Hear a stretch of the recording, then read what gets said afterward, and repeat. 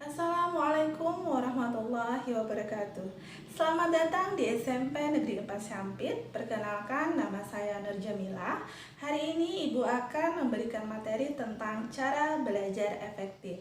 Tetapi sebelum kita masuk pada materi ini, mari kita pahami dulu apa sih yang dimaksud dengan belajar efektif. Belajar adalah suatu rangkaian kegiatan yang dilakukan seseorang untuk merubah perilaku atau sikap dari yang tidak tahu menjadi tahu.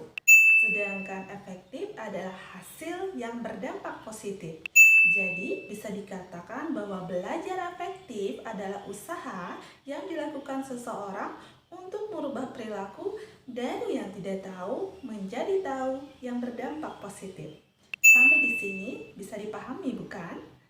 Nah, berikut ini ada beberapa cara dalam belajar efektif. Yang pertama adalah niat. Suatu pekerjaan yang baik maka harus dimulai dengan niat yang baik, karena nanti hasil yang dicapai pun akan sesuai dengan niatnya. Nah, niat dalam hal ini adalah dengan cara berdoa pada saat memulai maupun mengakhiri pembelajaran. Mudah kan? Yang kedua adalah disiplin.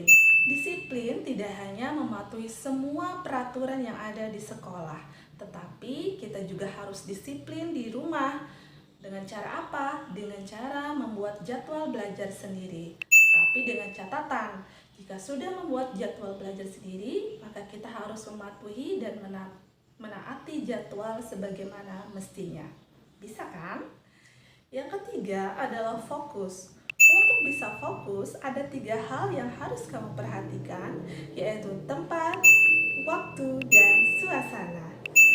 Tempat, pilihlah tempat yang menurutmu nyaman. Bisa di kamarmu sendiri, di bawah pohon, atau dimanapun yang bisa membuatmu bisa berkonsentrasi.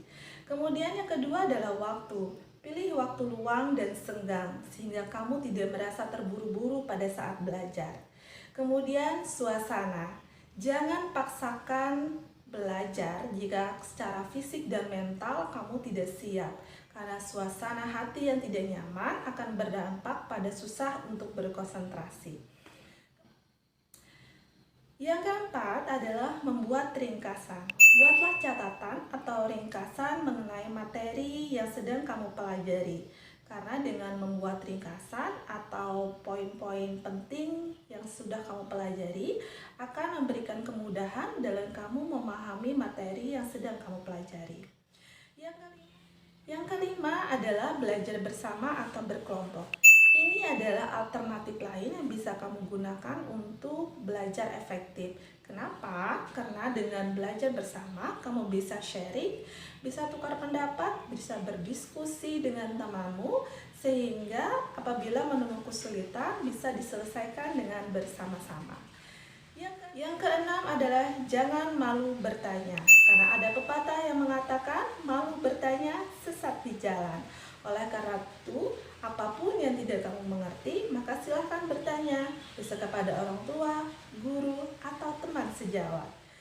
Yang ketujuh adalah konsisten. Ini adalah yang paling utama, karena tidak ada hasil yang didapat secara instan.